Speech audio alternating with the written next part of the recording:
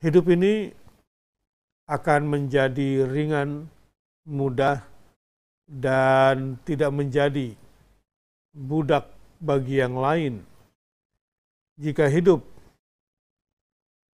selalu menjalankan apa yang disukai Allah dan menjauhi apa yang tidak disukai oleh Allah Subhanahu wa taala. Prinsip orang yang sedang mencari ridhonya Allah,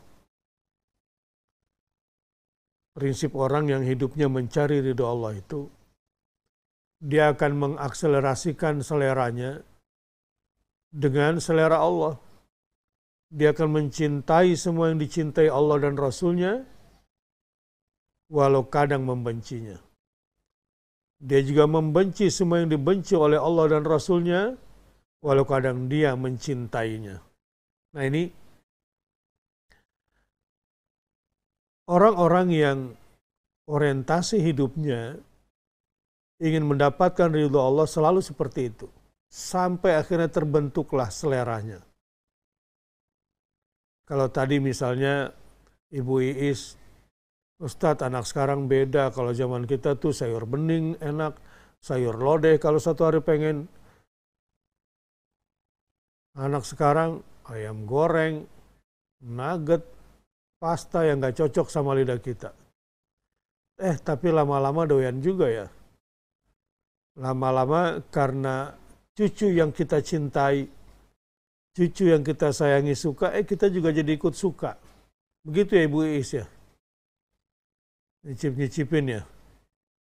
Nyicip-nyicip jadi kemudian suka. Nah,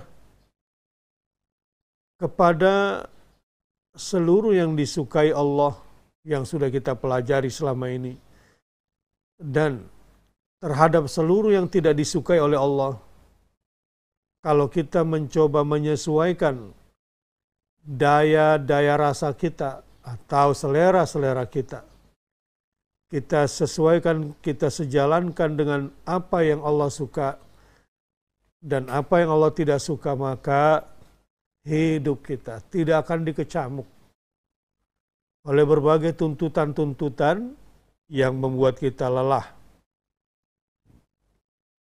Memang setiap anak itu punya selera sendiri, tapi kadang memahami suami lebih berat ya, minta difahami.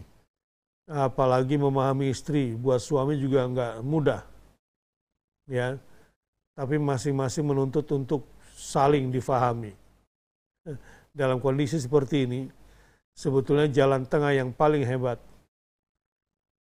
Wa in tanaza'tum fi syai'in farudduhu ilallahi war rasuli. Farudduhu ilallahi war rasuli. Jika kamu bertikai dalam satu persoalan, maka kembalikanlah kepada Allah dan kepada Rasul-Nya. Nah, orang-orang yang taat kepada Allah dan Rasul-Nya biasanya gampang. Berbeda dengan orang-orang yang tidak taat pada Allah dan Rasul-Nya. Kalau hari ini terpaksa memakan yang tidak disukainya, maka dia tidak selalu dirundung dalam kekecewaan karena dia punya sifat, misalnya soal makanan nih ya. Terus terang saya tuh bawel dari kecil. Dari nasi aja saya udah milih. Dari nasi aja milih. Waktu di rumah pun saya sudah milih. Akhirnya ibu saya bilang, makan. Kalau enggak, tinggalin. Ya sudah, terpaksa lah makan. Wah, masuk ke pesantren lebih parah lagi. Enggak punya pilihan. Waktu di rumah masih bisa lah sama emak ya. Sama makan walaupun marah-marah tetap aja sayang gitu kan. Coba di pesantren kayak gitu. Digantung kita. Maksudnya langsung disanksi, dan itu pernah terjadi ya sama saya. Saya pribadi gitu ya, saya disanksi gara-gara sesuatu pelanggaran. Namun pada akhirnya perjalanan hidup mendewasakan kita.